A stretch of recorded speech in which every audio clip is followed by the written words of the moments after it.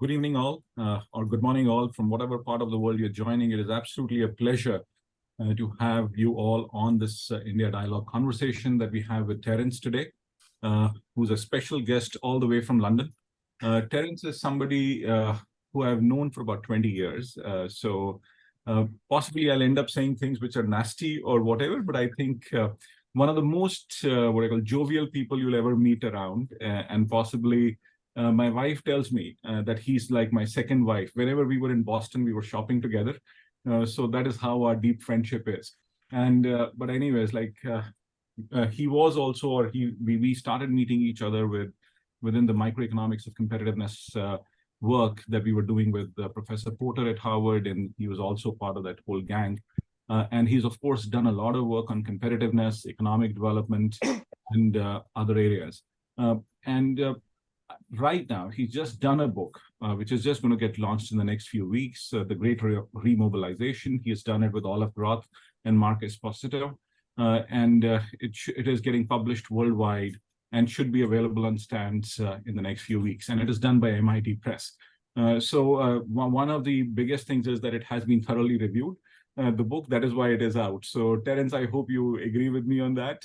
But I have gone through the manuscript, and I must say that it is just a fantastic read, and there would be a lot of learning that actually emerges from this book. So Terence, thanks a lot for joining us today. I'm joined by Professor Richard Dasher. Richard is the director for the US Asia Technology Management Center at Stanford. And incidentally, Richard and I co-teach a course on reimagining capitalism, and we keep on talking about some of the issues that you discuss in the book as well. So I'm looking forward to this fascinating conversation as we actually move ahead. So Terence, just very quickly, as we get into the conversation, there are some important things that are happening in the world. And what you really talk in the book is about globalization. How do you think globalization is changing, or what are the kind of pressure points that we see within globalization at this point in time? Well, Amit, first, thank you very, very much for inviting me. Richard, thank you as well, for having me here today. I guess before I start, I should make it very, very clear to everyone, do not go and do shopping with Amit, because you will end up stopping at every single rack. It's really so anyway, that is my personal calamity, which I don't want to actually talk about today. Going back to a more serious note, Amit, I think I think lots of problems, lots of people, and we are hearing a lot, right?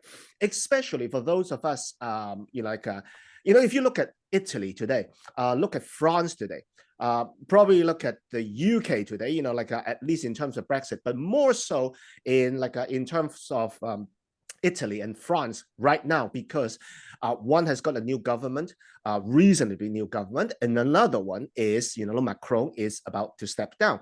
So I think there is a lot of resentment against globalization. Now, let's backtrack a little bit. We, right, all of us here today, right, have really actually benefited from globalization for what, 40 years? I think 30, 40 years. I was born in Hong Kong. And I remember vividly, when I was a kid, my father was in textile, and that was the time when there were lots of factories in Hong Kong, and clothes were made in Hong Kong, and where was my father actually selling the stuff to? The US, we get the US quota. We make things for German companies, or at least he and his colleagues. So we benefited, at least me, from coming from an emerging market, benefit a great deal from globalization. The same can be said for China, right? The fact that one of the growth, engine, right? There is no question about it, is China being the supplier of just about everything in the world, right? That we are using today.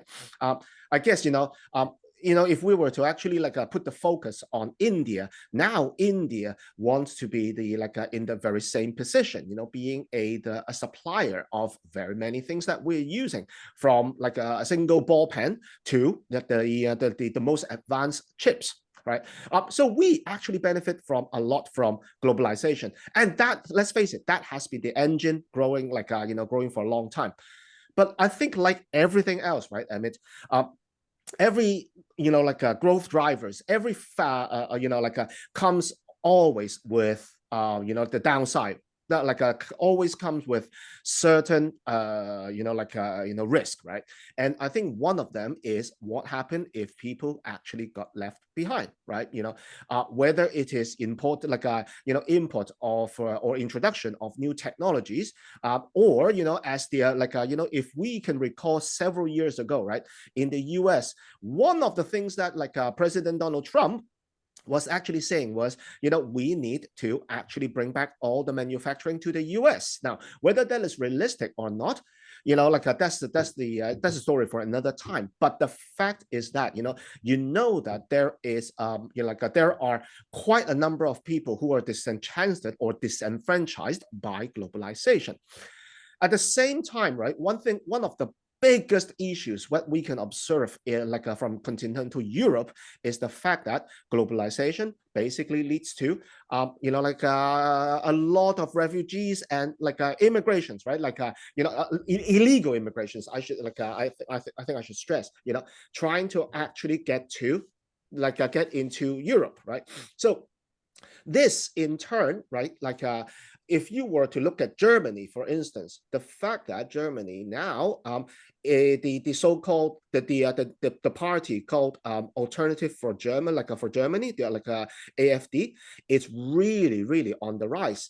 And a right-wing Italian governments, right, they have been relying on the fact that there are way too many refugees, immigrants trying to take their jobs. Yet at the same time, right, Italy, for instance, they started to realize that, wait a minute, we just simply don't have enough people. So I think globalization is I think one is that globalization has brought a lot of downside to a lot of people, right? I think there are more people who benefited from it, but there is not a small group of people who actually got hit and impacted by it, right? And second, I believe is that globalization creates a paradox, a dilemma that is very difficult to resolve, right? The fact that we need the immigrants, but yet we don't want the immigrants. How do you actually reconcile that? I think so. In this case, I think the globalization 2.0, as Mark and Olaf would say, right? I think not the validity, but the effectiveness, or the shelf life is probably coming to an end. We do need a new way of rethinking about where we are going in the next decades. So, Terence, this is a very interesting start, but I read it within your book, you quote Francis Fukuyama, who happens to be our colleague at Stanford. Yeah. And he makes a point that nationalism and cultural divergence imply risks to globalization as we know it. Yeah. Can you go deeper into this statement itself, nationalism and cultural divergence? How do you see this happening? Or what is the kind of, you do allude to the fact of immigrants, and how there is a paradox that exists, but can you tell us a little more on this? I think one of the things that is really happening is that even though we are all connected these days, we are not really connected these days. We are connected by technologies, that's for sure. There are no way, I guess, before COVID, doing something like this, that what we're doing today, it will be an odd suggestion, Amit, you must be shortchanging me, right? Richard, you must be shortchanging me for doing a webinar online, right? But at the same time, the fact that the more connected we are, the problem is that the less connected, or the less cohesion that we have got with each other. So I think it basically plays on very well with the fact that because even though we are, to a large extent, because we are very, very connected, we actually can get a lot more information, whether it's good or bad. The problem, of course, is that we tend to actually stick to those information that that favors our view. We are always looking for information, to support what our thinking. It's confirmation bias as its very, very best. So, and in this case, I guess, that actually produces nationalism, right? And therefore, the result is that we become a lot more extreme, right? At the same time, I mean, like a Facebook did it a while back. What they were trying to do is, okay, you know what? Let's try to actually break people's like echo chamber, and let me, as Facebook, give everyone a chance to actually look at information that is contradictory, or at least going that is not actually supporting our views. What happened was, within 2 weeks, I think a week or two, Facebook actually dropped that option, right? Drop that proposition altogether. The reason is simple: because there's no likes, and there's no likes, there's no money to be made. It is as simple as that, right? So, the fact is that even though we're a lot more connected, I think we are becoming more extreme, and therefore, I think nationalism, it's actually as a result is on the rise. When it comes to the cultural difference, right? I think the cultural difference. First, I always believe in the value of diversity. All right. So Amit, you live in India. I live in the UK. As a Chinese, you are Indian. I value our difference. That's but that's me. Lots of people do not do that. They want to actually, they see themselves there as, oh, you know what, I find comfort in with a certain group of people. And the result, of course, is that there are clashes, and there are messages, right? They're very, very well publicized messages that are actually pushing out. And of course, in a world of fake news, right, or news production, right? I guess you and I can produce a lot of news, right? A lot of information, whether it's true or not. I'm not saying that we are producing fake news, but the fact is this: it's very, very easy to produce information, or more just as important, misinformation, right? So I think nationalism is now, it is not a surprise that nationalism is on the rise, whereas culture is being gradually shaped in the form of nationalism, or nationalism is being gradually shaped into culturalism. And and I think we have got an issue there, definitely. Mm-hmm. So let me jump in just real briefly, because we started talking about globalization as flow of goods. Then we started talking about the flow of people. Now we're talking about the flow of information. Yes. And I think that one of the things that I'm seeing is that there's any kind of change. A lot of people are afraid of change. They feel left behind. Absolutely. As you say. But there are also people who want to take advantage of that. On Facebook, there are the people who want to attract likes. That's their main goal. Yes. And so they say outlandish things because they get away with it, right? Nobody holds them to it. It's people really don't want to think deeply enough to see what they have in common with people in other cultures. I'm sorry to say there's a kind of laziness factor here, I think. But I'm curious how you see this nationalism interfacing with what you might call populist politics. Right. Wow. I mean, so first, right, I think nationalism is being played out very, very well in continental Europe, in so many different countries. It's scary to think that, almost, I think not almost, I think very many, right? Very many countries, governments right now on the continent, they are now going right wing, right? Now, it's not a bad thing. The problem is that a lot of them are a lot of the governments or at least politicians have been relying on nationalism as a way to actually get into power.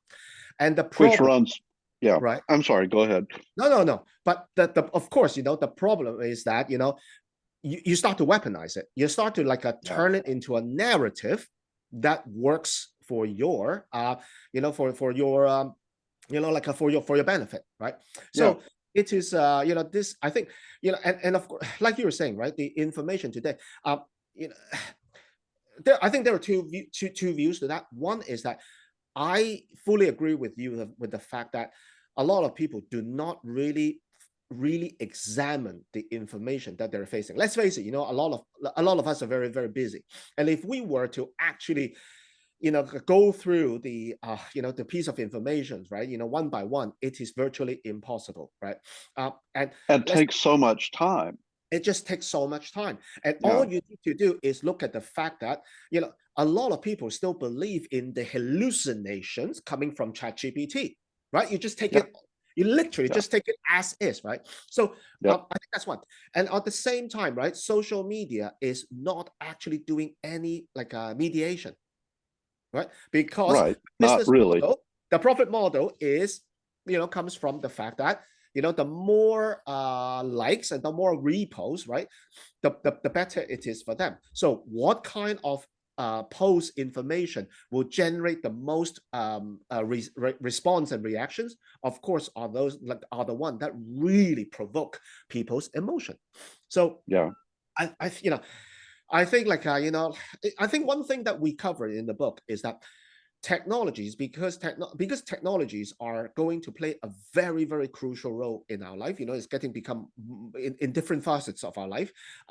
We do need to be very, very wary as to what technologies can bring, or what are the issues that technologies can bring. Because if we don't deal with them, we are going to actually set ourselves up for failure in the future. Yeah, that's absolutely right. I mean, but, kind of back to the play on nationalist sentiments, that plays right into that paradox about we need immigrants. We actually really need these kind of global interconnections, and yet we don't really, want them, right? We're afraid that that's going to take away some sort of cultural base that I've had for generations. The Minister of Labor, I think the other day in Italy, started to actually they fully realize that, because in the election promise they say we will basically stop all the illegal immigrations, stop the immigrants, right? But at the same time they realize that even with the immigrants coming in, they will still not have enough people to actually keep the economy going. So now they find themselves in this conundrum, and it really I think time will tell whether how they're actually going to solve it, if at all possible. But the fact is this: it's very difficult to backtrack once you actually set onto this narrative, right? This direction, what are you sacrificing, right? Me staying in power at the expense of the economic growth or better future for everyone, or vice versa. It's hard.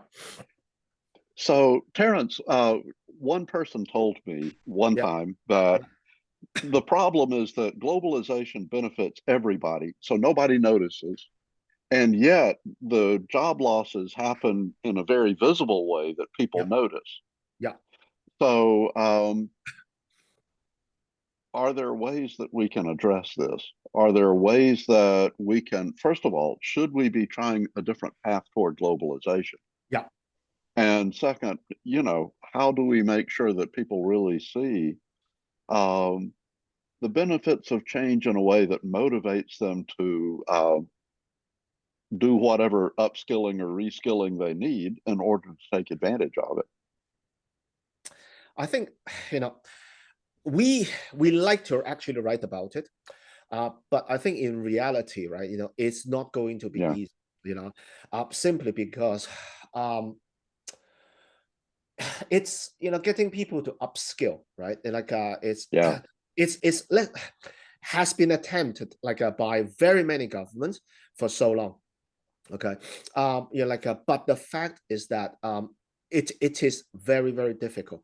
Now, I guess, what we're seeing is, a couple of things. One is the fact that when we talk about upskilling, I think, what is interesting here is that the upskilling would be more for the office workers rather than the blue collar workers. The fact is this, because we will still need physical stuff. There's no question about it, right?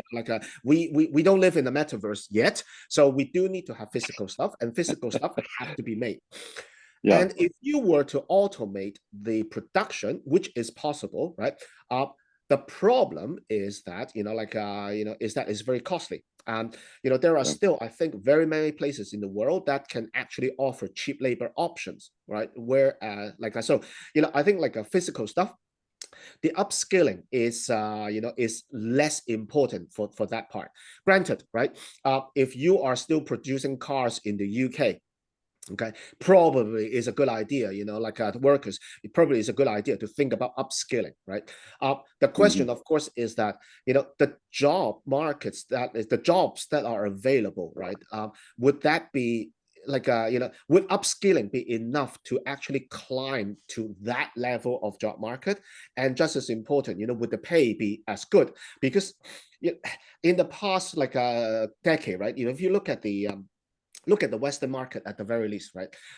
Physical jobs, actually, they make more money than many office workers. Let's face it, right? Essentially, to retrain yourself, you are downgrading your pay, right? Which is a difficult one. Now, on the side of upskilling, white collar workers, I believe that's important. But upskilling costs money. And I think at times like this, it's very, very difficult to find the time and the money to do so. We all, very many of us have got families, and it's very, very difficult to actually, upskill like that. Granted, you can always take a course in the evening to upskill yourself, get an extra certificate. Possible, but I think that will be a very, very slow process. But yes, in general, I guess one thing that we alluded to in the book is that when it comes to upskilling, it's not, I think upskilling is probably even the wrong word, right? It is basically the fact that every one of us, 25 of us here right now at the webinar, we should all basically keep on learning, because the fact is that we don't know how technologies are going to actually going to evolve, and therefore we need to actually keep on running faster and faster, right? We need to actually be more than Red Queen, basically we need to run faster, not just to run at the to keep up with the pace, but also run faster and learn more. So every one of us need to actually upskill. I think that is to me that is important. So, Terence, if I may interject here, Richard. Terence, you make some very important points here, but just wanting to go back to one of your points that you said about weaponizing nationalism. Yeah. So when somebody like you, or somebody as an academic, or somebody who's doing some research, is able to see that there is something happening like this about weaponization of nationalism, how do we educate people that this is actually happening? How do we really get over this tide? Because that is where the solution is actually going to be, because this can have a huge detrimental effect on the world over a period of time. That's a great question. I guess the question you're asking is, where are the educated people? Where are the people who actually see through things, right? To me, right, in a very, very cynical sense, I live in London. Okay, so there is no a lack of educated people. That's for sure. But the question here is, why is it that politics here in the UK are still pretty much determined, or actually affected by outside of London, right? I think there are a couple of reasons. One is London is not the center of universe, is definitely not the center of the UK, and there is always a talk about making sure that London doesn't attract or suck up every single pieces of goodies out there, right? So London is even though the educated people are there, but I wouldn't say we're constantly being being put down for the fact, this is wrong because, this is the economic powerhouse after all. But the fact is this, the rest of the country has got a lot of say, if not more say than the people in London. Now, I'm not saying that there are no educated people out there in the rest of the UK. Don't get me wrong, right? But the fact is this: I think one, educated people, they are a lot of the time way too busy, for the purpose. Frankly, one thing that not only we covered in this book, but in the book before with Mark, right, is inequality. And we're the lucky ones, and in the increasingly in a world that is that is suffering from increasing inequality, those who have, they are benefiting from the system. So it is unlikely that they will be speaking up because the system is working for them, right? Whereas those people at the who are not making as much money, they want to actually have a say, but they have been ignored for so long, and therefore the only way they can push back is basically by whatever nationalism, or take it out on on certain things. If you look at Brexit, for instance, right, basically the best selling the most important weight in getting people to vote for Brexit was immigration. Okay, it's literally that. Okay, there is not real a concern of economic effect. There is no real concern as to what would happen if we were to set up borders again, make it a lot more difficult to trade. It is all about immigration. But yet the fundamental issues for them, it's economic deprivation, right? So I think if we can actually get the educated people, it's probably it is possible for us to get them to to change the world.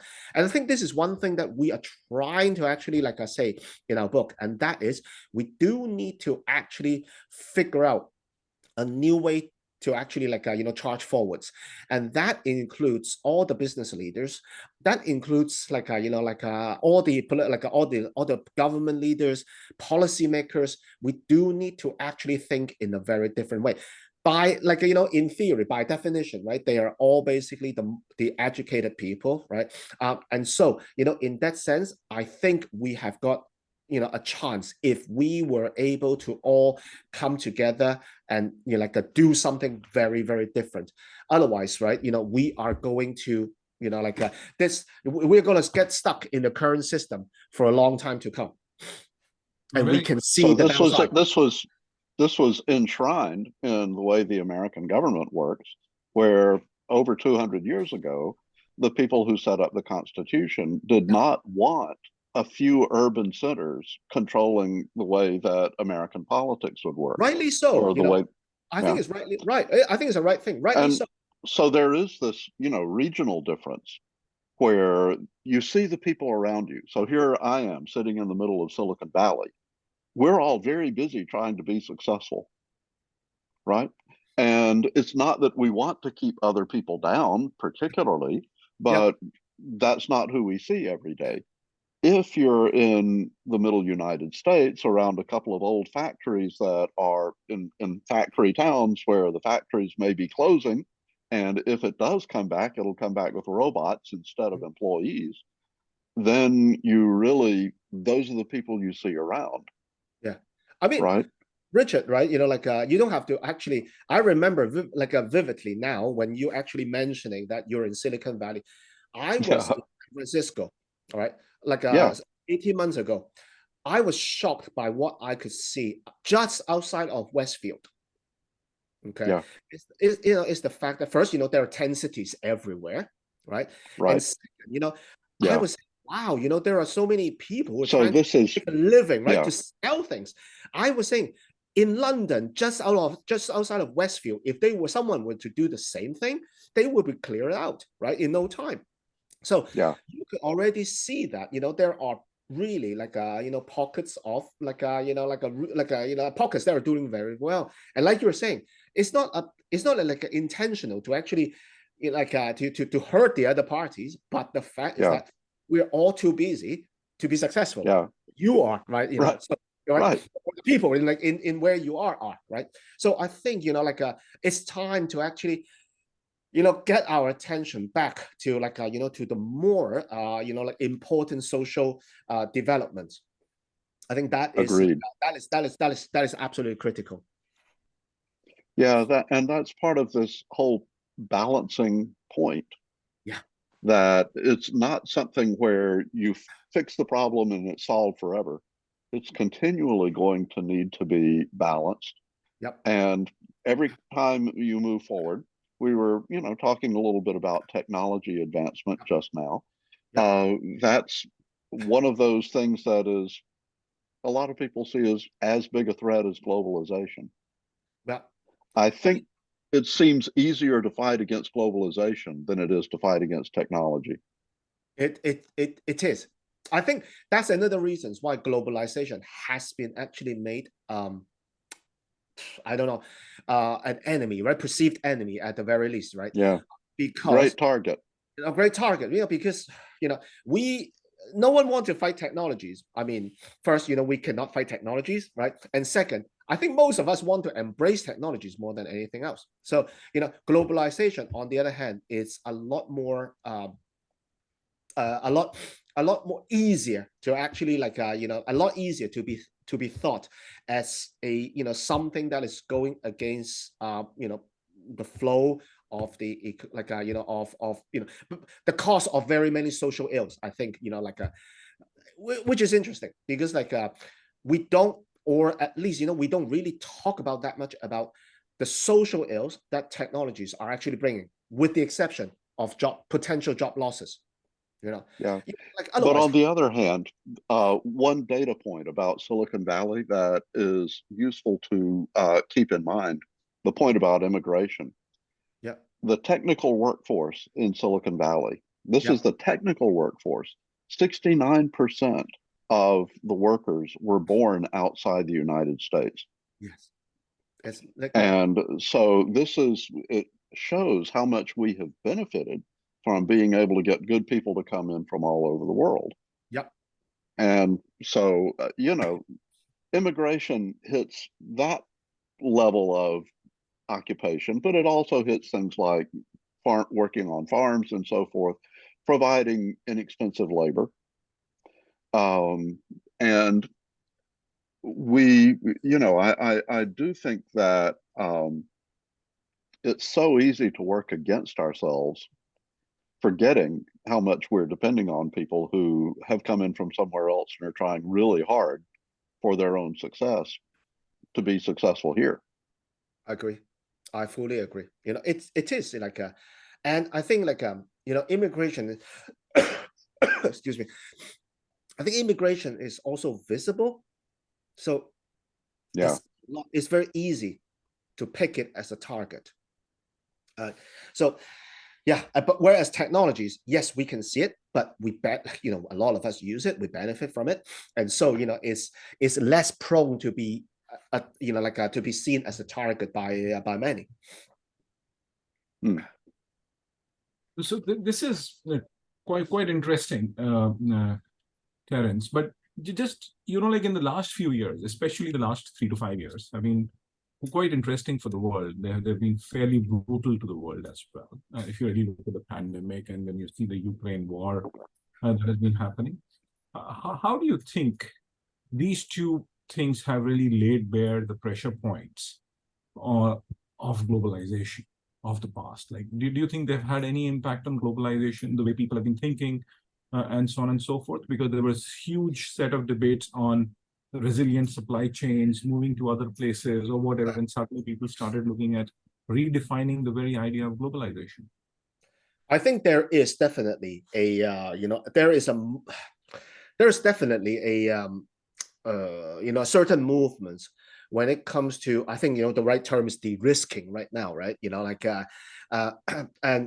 the fact is that, one is that I think we realized that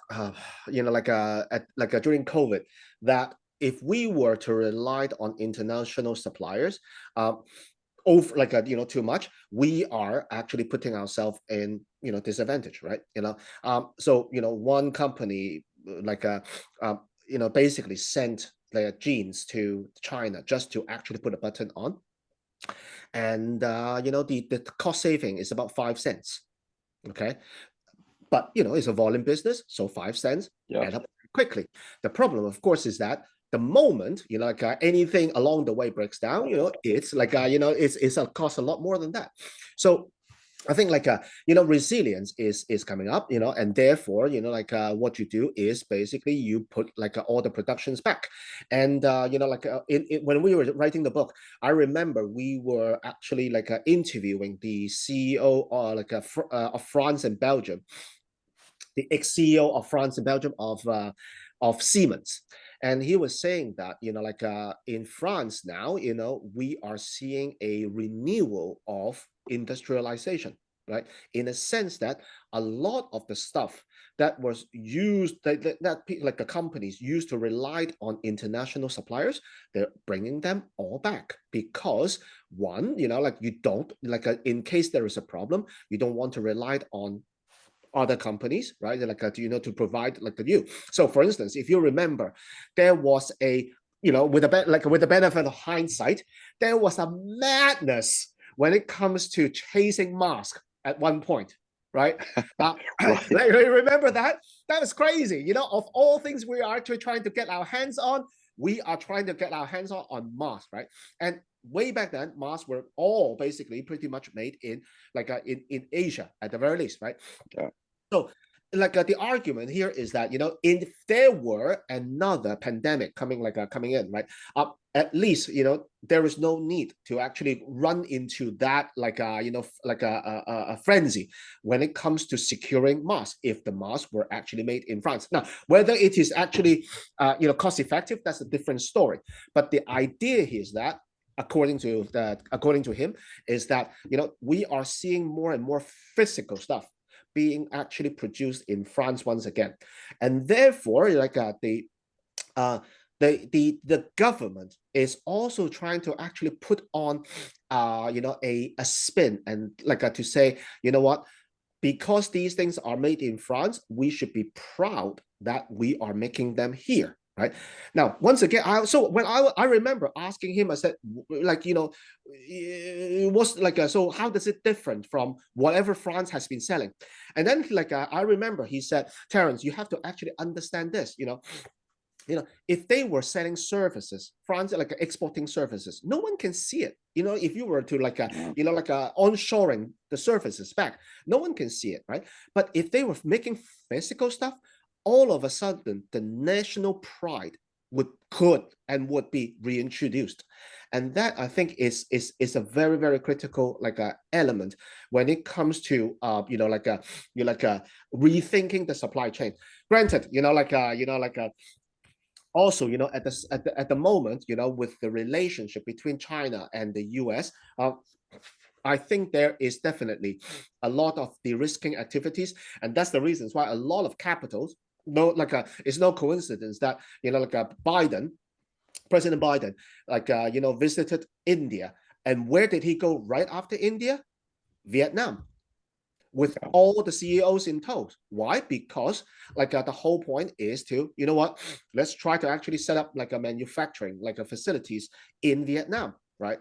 But don't forget, Vietnam, technically speaking, is still a communist country, which makes no sense if you think about it, right? But I think in a world, right, whereas I think there are definitely changes when it comes to globalization. But at the moment, I think the globalization, the way it is changing, is just going to different countries, going to India, going to Vietnam, right? It is not a rethinking of globalization. It is just the shape of globalization is being altered. So I think like probably is a good move, is a right thing. But is it something that really benefits a lot of people? I'm not so sure. I'm not so sure. Well, I think one of the challenges we have is you can put into the company accounting statements how they've become more efficient by setting up a factory somewhere. You see it on the profit line. Yes. You only see resilience when something happens. Exactly. Exactly. And yet Funny we you really have to factor in resilience into these economic equations. Funny you mentioned that, Richard, because I remember vividly me being one of them. I'm in finance, so basically, efficiency to me is all about cost savings, right? That's the sole reason. Let's face it, right? From a financial a viewpoint.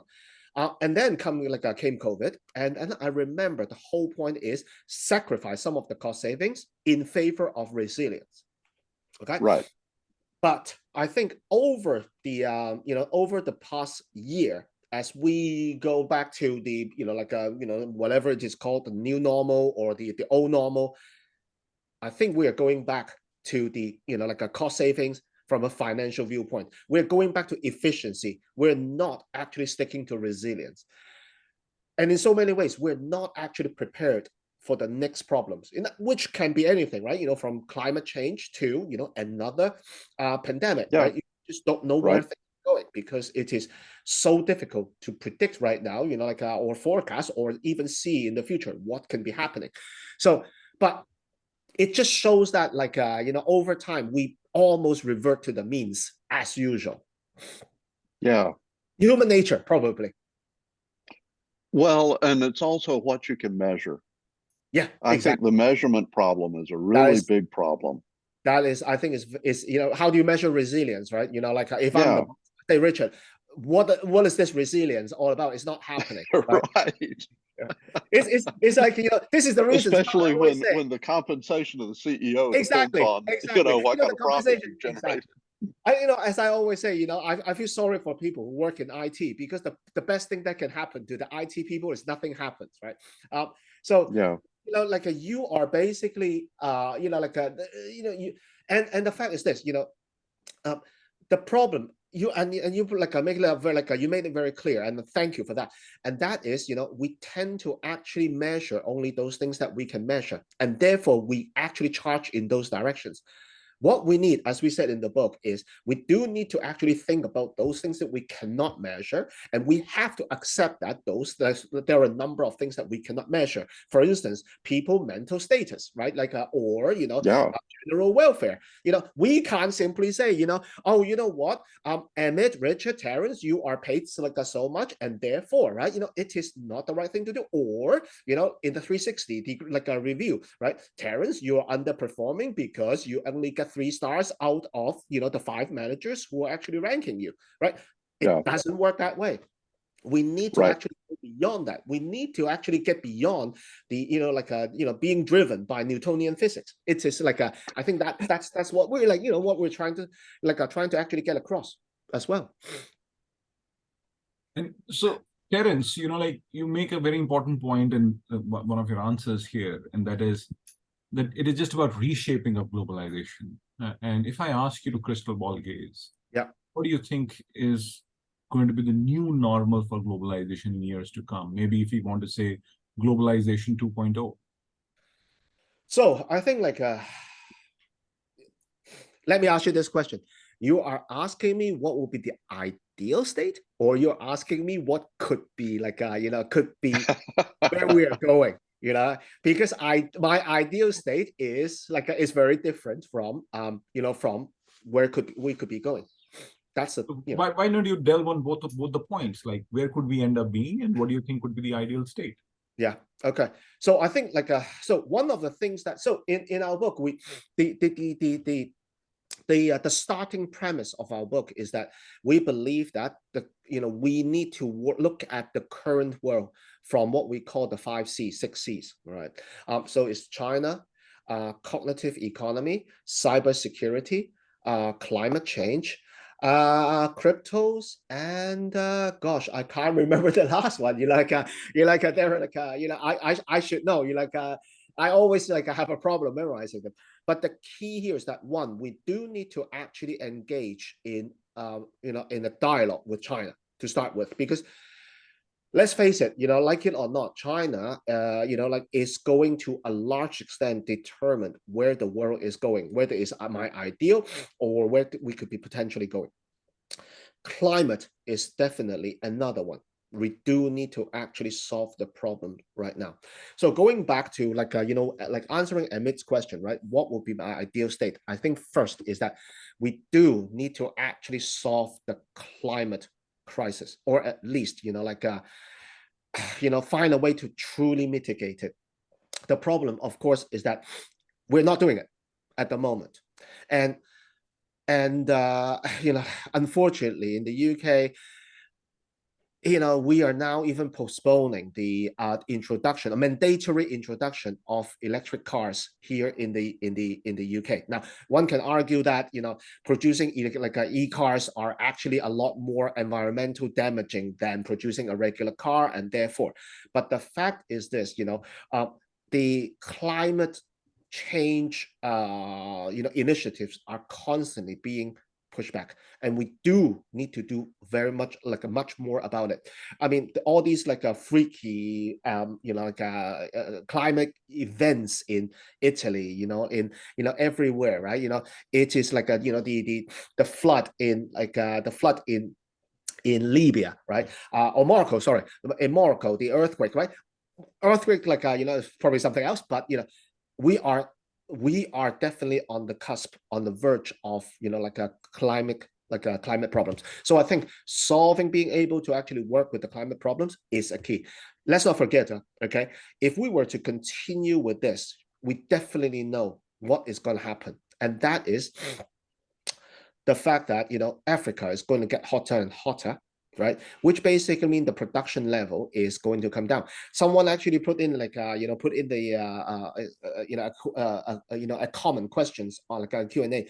He was mentioning the Sahel region, right? I was reading that the other day, Sahel region has actually been receding because because of climate change. There are very less and less plantations available, which basically means that Africa is going to suffer a lot more. But at the same time, they are the one who are more economically less well off. That in turn will create a lot of resentment. And where would they actually direct the resentment? Let's face it, right? Would be against the West. There will be another clash of civilization, or clash of cultures, right? We are going to see that. So that, I think, is a pathway that we're going down. If we do not actually keep technology in check, I think we have got a problem in terms of the mental states of children. So for instance, all you need to do is actually take the example of cryptos, right? The fact is this, cryptos in so many places, including the US, are not actually heavily regulated, right? Which I think is wrong, because if you look at what happened to FTX in the US, or JPEX in the past week in Hong Kong, right? People actually fell for technologies. You can't blame them, right? It's not the fact that they're gullible or whatnot, but the fact is this, as we're writing a book, I remember vividly we came across an article that was asking, why are the young people so interested in buying cryptos? And as we put down, the reasons why is one, because they believe the financial system is totally and completely rigged by financial in the industries in the past. Two, no matter what they do, they cannot actually get on the property ladder anymore, because house prices has gone bonkers. So and three, the jobs that they're actually in are so poorly paid. What if you if I were to ask you, is the only way out?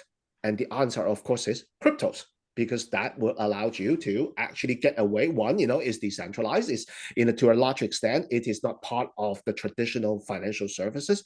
And two, this is something that, if you see Bitcoins going up like this, of course, you can actually make more money, probably much better than the amount of effort you put into your daily job and, get really crappy pay. So, but at the same time, right, we see that, technologies are not leading to where we are going. So, the cognitive economy is here. Climate is here.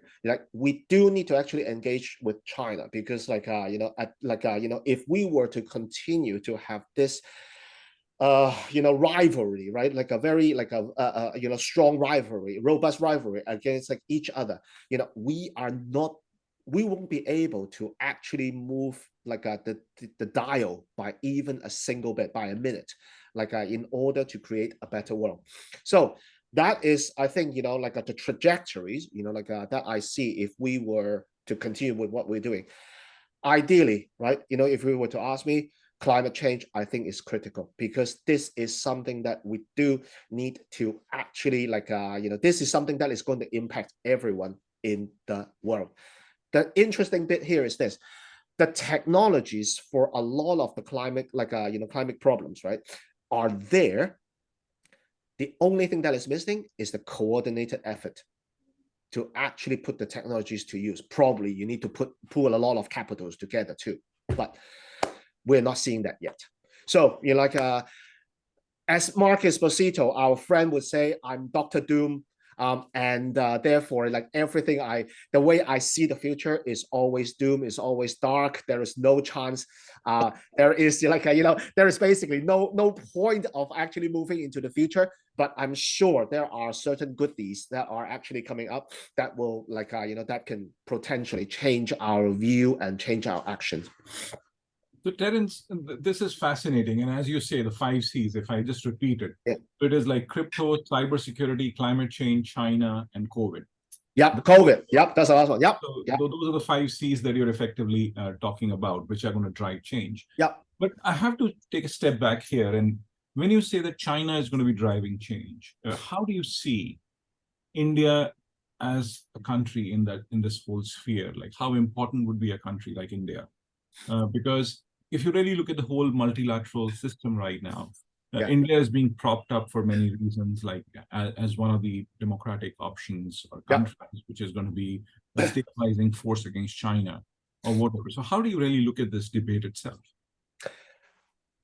I think, at the moment, right, the West is seeing India as the alternative to China. Okay. So at the moment, I think India is receiving a lot of praises and a lot of attention. But I think there are a lot of misconceptions about what India is. For instance, I always say, what's the percentage of people who can actually command fluent English in India? We tend to believe that is 100%, when in fact, as you know, Amit, it is far lower than that. It's a single digit, right? If I recall correctly, it's about 7%, 8%, right? So there are just a lot of misconception. I think the way India, and so first I think we cannot disengage China, and second, we cannot not engage India. I think that's because both of these countries offer something very, very different, right? So I think when it comes to manufacturing, we tend to think China is critical when it comes to manufacturing. The problem, of course, is that the labor cost is very, very high, right? That's one.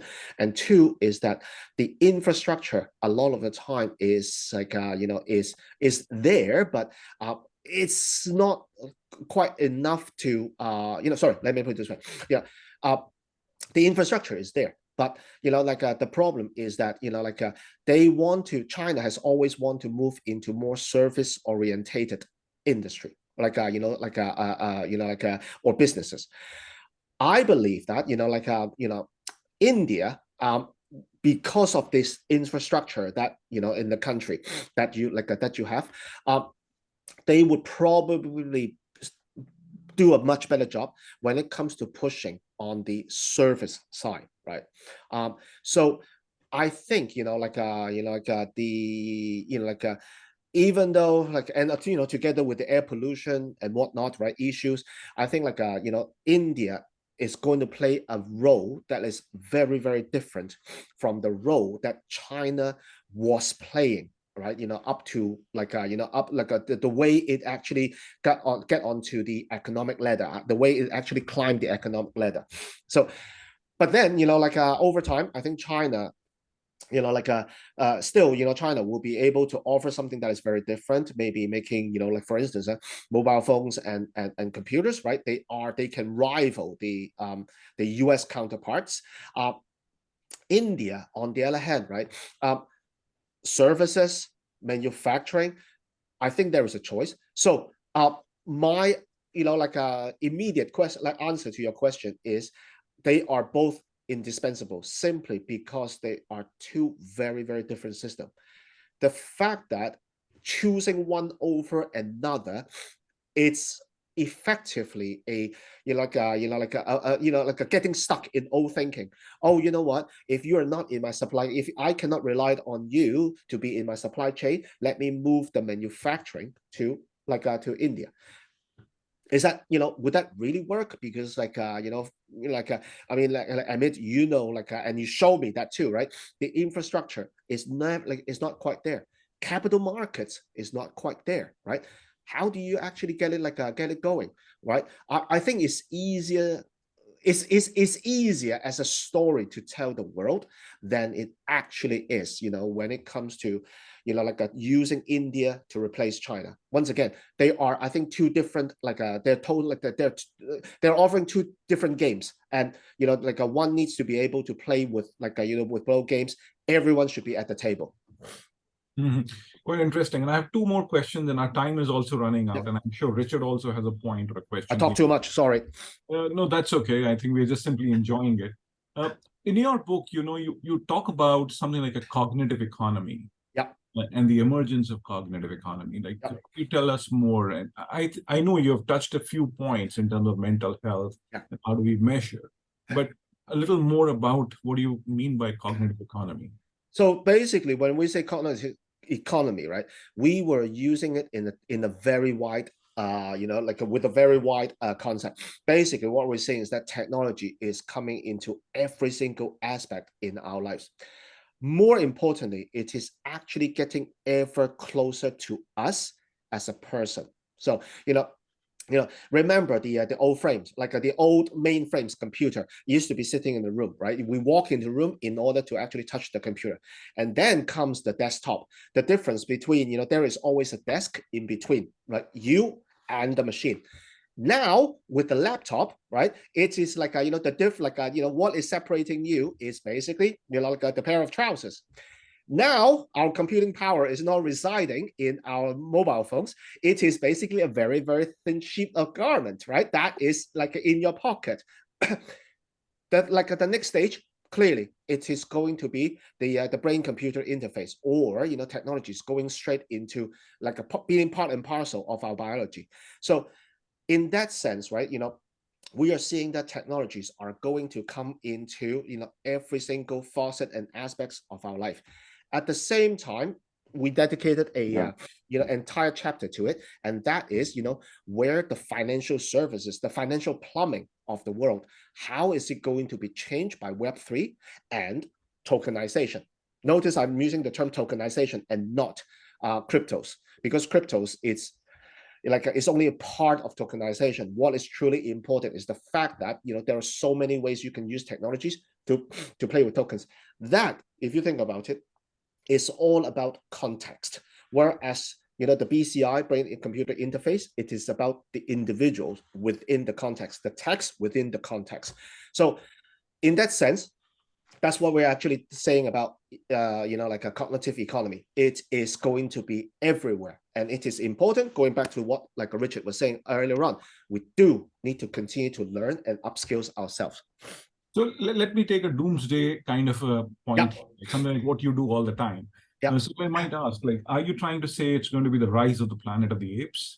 where we are going to get dumber over a period of time because of all these cognitive things that you're going to do, or is it going to be rise of humanoids?